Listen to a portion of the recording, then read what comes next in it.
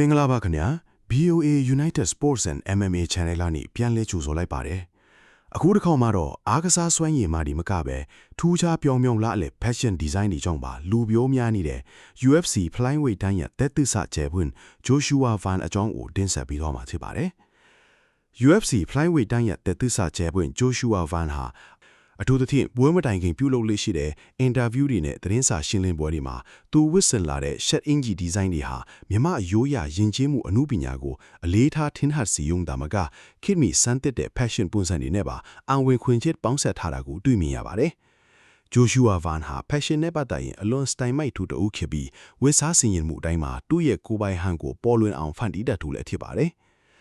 မကြာသေးခင်မှာကျင်းပပြုလုပ်ခဲ့တဲ့ UFC 328ပွဲစဉ်မှာ Joshua Van ဟာပြိုင်ဘက်တိုင်ရာကိုအနိုင်ယူပြီးသူ့ရဲ့ထူးချွန်တဲ့တိုက်ခိုက်ရေးစွမ်းရည်ကိုတက်တည်ပြနိုင်ခဲ့ပါတယ်။ဒီပွဲမတိုင်ခင်ကျင်းပတဲ့သတင်းစာရှင်းလင်းပွဲမှာလည်းသူဟာသူ့ရဲ့ဇာတိမီချင်းပြည်နယ်အပေါ်ထားရှိတဲ့ဂုဏ်ယူမှုကိုအထင်ရှားဖော်ပြခဲ့ပါတယ်။သူဟာချင်းရိုးရာဝတ်စုံရဲ့အနှစ်သာရကိုခေတ်မီစတိုင်နဲ့ပေါင်းစပ်ဖန်တီးထားတဲ့အင်ဂျီလက်ရှိအဖြူရောင်ပေါ်မှာချင်းရိုးရာအစိမ်းဒီဇိုင်းတွေအနှုတ်စိတ်ပါဝင်တဲ့အနီရောင်အင်ဂျီလက်ပြကိုထပ်ဆင်ဝတ်ဆင်ခဲ့ပြီးဒီဝတ်စုံဟာသတင်းစာရှင်းလင်းပွဲကိုရောက်ရှိလာတဲ့ပရိသတ်တွေနဲ့မီဒီယာတွေရဲ့အာရုံစိုက်မှုကိုတခဲနဲ့ရရှိစေခဲ့ပါတယ်။ဒါအပြင် Joshua Van ဟာသူ့ရဲ့ The Fearless လို့အမည်ပေးထားတဲ့ကိုယ်ပိုင်ကုန်မှတ်ဒီဇိုင်းရှက်အင်ဂျီဒီဇိုင်းတွေနဲ့လည်းလူသိထင်ရှားတဲ့ဖိုက်တာတူဖြစ်ပါတယ်။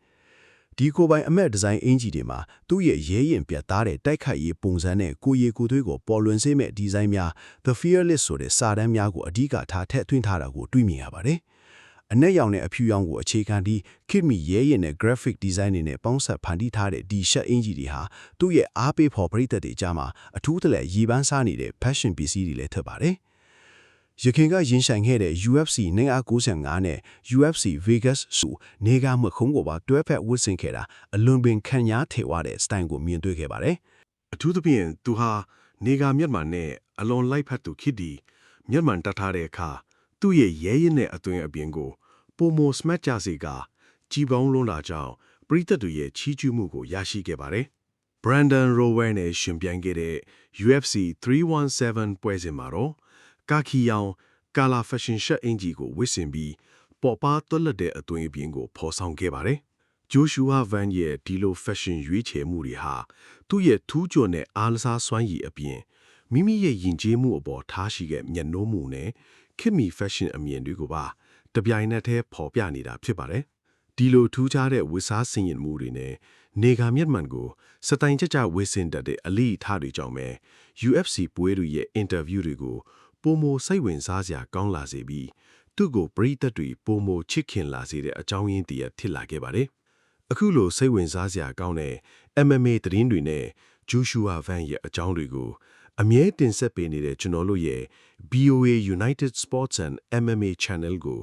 like နဲ့ subscribe လုပ်ပြီးအားပေးခဲ့ကြပါအောင်ခင်ဗျာ။ကြည့်ရှုပေးတဲ့အတွက်အားလုံးကိုကျေးဇူးတင်ပါတယ်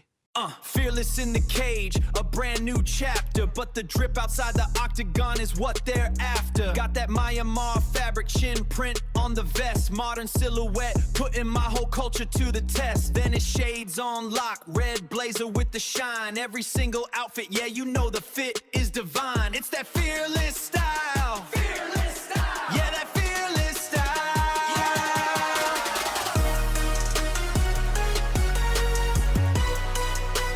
Yeah, the fearless one. Let's go!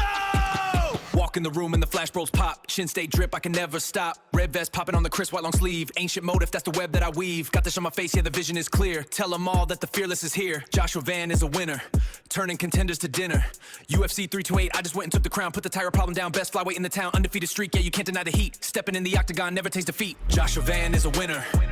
He's a winner. Joshua Van is a winner. Yeah, he's a winner.